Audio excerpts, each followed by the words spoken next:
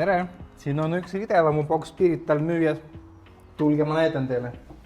Siin esimesel korrusel on meil duširuum koos saunaga ja võimalus paigaldada ka pesumaisena ja kuivati siia ruumi. Siinsamas näiteks. Ja mis on oluline, et tualetiruum on vannitoast või duširuumist eraldi. Nii, köögimööbel on meil siin knoole köögist ja see on täitsa suke värske äkki paar aastat tagasi paigaldatud. Siin on kivist tööpind ja hästi palju selliseid nagu ruume, kus saab asju hoida. Näiteks siin treppe all on sellised sahtlid ilusti tehtud, et ruumi hoida.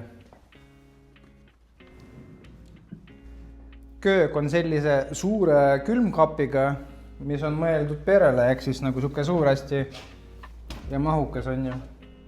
Nii, ja siis köögiga koos esimesel korrusel on selline siin piisavalt suur elutuba, kus saab paigaldada mahuka suure nurgadiivani näiteks ja näiteks, ma tea, suur telekat äkki. Ja elutoast pääseb tõesti suurele terrassile. See terrass on, ma ei tea, kokkuvõttes on umbes 50 ruutmeetrit.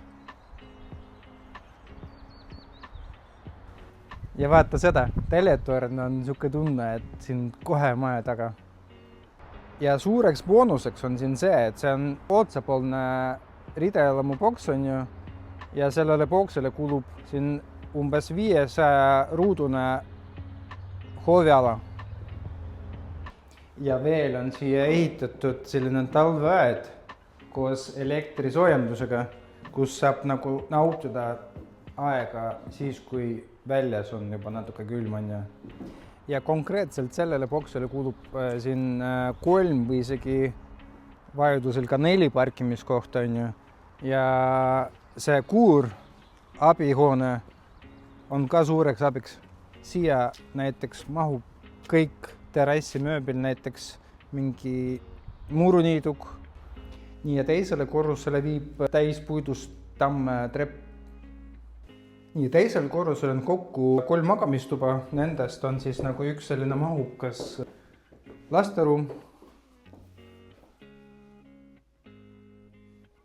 Nii, siis on ka teine lasteruum, mis on põhimõtteliselt sama suur. Igas ruumis on sisse ehitatud garderoobikapid. Nii, ja siis on täiskasvanute ruum, mis on sama suur põhimõtteliselt. Ja siit pääseb ka korraliku rõõdule imelise vaadega. Ja teise korruse vannituba tualetiga. Ja siin majas ei ole ühtegi radiaatorit. Siin maja kütab põrandakütte. Ja kui see maja sulle sobib või meeldib vähemalt, võta minuga julgelt endast.